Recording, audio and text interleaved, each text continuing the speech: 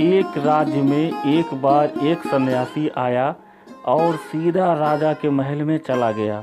उस सन्यासी का पहनावे को देखकर राजा के किसी भी सिपाही ने उसे अंदर जाने से नहीं रोका। वह सन्यासी सीधा राजा के दरबार में चला गया।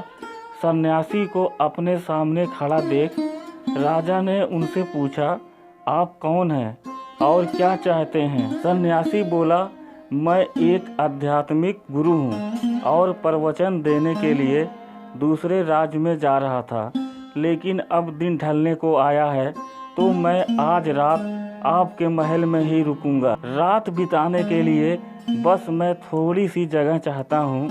सन्यासी की बात सुनकर राजा बोला, यह एक राजा का महल है, कोई धर्मशाला नहीं जो आप यहाँ रात में रुकना चाहते हैं। आप बाहर जाइए, वहाँ रहने की आपको कोई न कोई जगह मिल जाएगी। सन्यासी ने राजा से एक सवाल किया, महाराज, मैं क्या जान सकता हूँ कि आपसे पहले ये महल किसका था? राजा बोला, मेरे पिता का था, क्योंकि मुझसे पहले वही राजा थे। सन्यासी ने फिर से सवाल किया, अच्छा तो अब आपके पिताजी कहाँ हैं? राजा बोला, अब वह इस दुनिया में नहीं रहे, उनके जाने के बाद ही तो मैं राजा बना।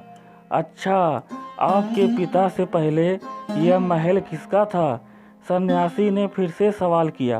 राजा को अब गुस्सा आने लगा, लेकिन फिर भी उसने शांत होकर जवाब दिया, मेरे पिता से पहले यह महल मेरे दादाजी का था और वह भी अब इस दुनिया में नहीं है।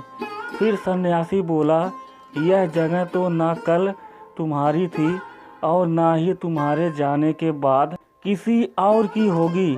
इस संसार में लोग कुछ ही समय रह पाते हैं और फिर चले जाते हैं।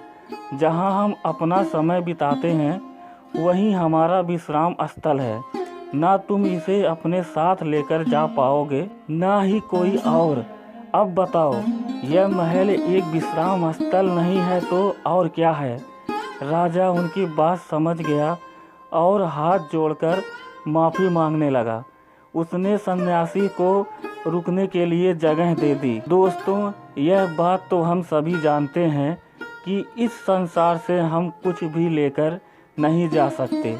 खाली हाथ आए थे और खाली हाथ ही जाना है। जिंदगी में पैसा और लालच के पीछे ना भागो। अगर भागना ही है तो खुशियों के पीछे भागो। जिंदगी का मज़ा बहुत पैसों में या फिर बड़ी गाड़ियों में नहीं है।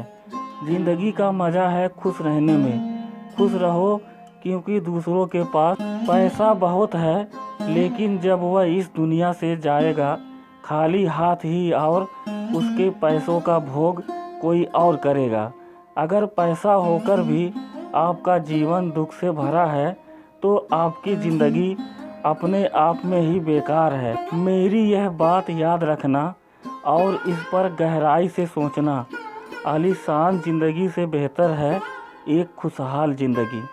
दोस्तों, अगर हमारी वीडियो आप लोगों को अच्छी लगी हो तो हमारे वीडियो को एक लाइक कर देना और हमारे चैनल को सब्सक्राइब कर देना। धन्यवाद।